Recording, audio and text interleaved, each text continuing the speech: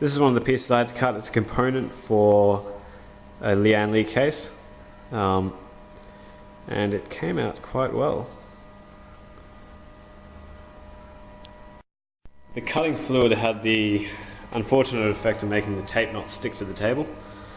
So at the moment I've got masking tape, which will stick for some reason, and double-sided tape on top of that. And so we'll see how that turns out.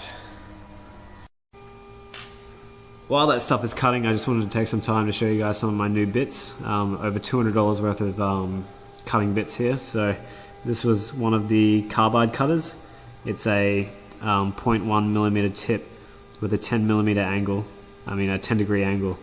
And this will be able to do the finest engraving possible. It'll do really tiny letters into acrylic, into metal, into whatever you want. This one is the more interesting edition. It's a single flute carbide cutter. Now carbide is extremely strong, and the single flute allows for a really nice finish on the metals and a very polished look on the acrylic. Now the importance of the single flute is that the chip removal rate is actually rather slow, and this gives a really nice polished finish as you go through the material. It's a reservoir for Daniel Woods, and it takes up this entire cut.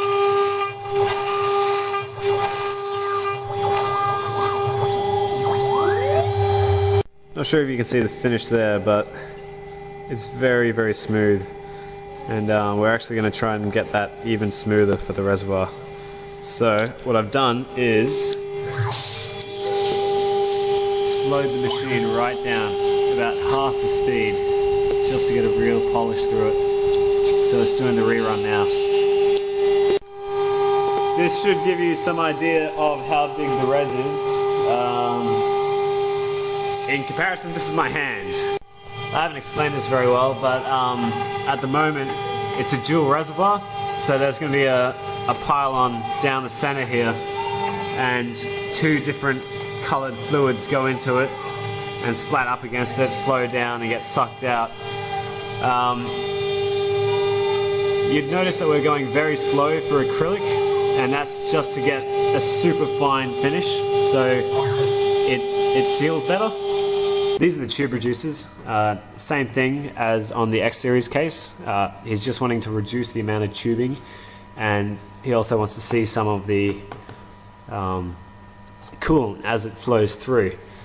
Now we've got a few of those, and then these are the sides, and then you have the main res and the back of the res.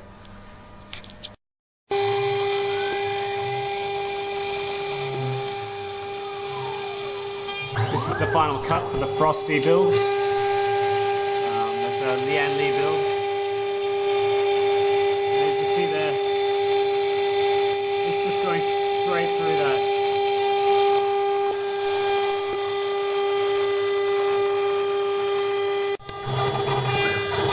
On the last bit, we're just engraving Frosty into the panel.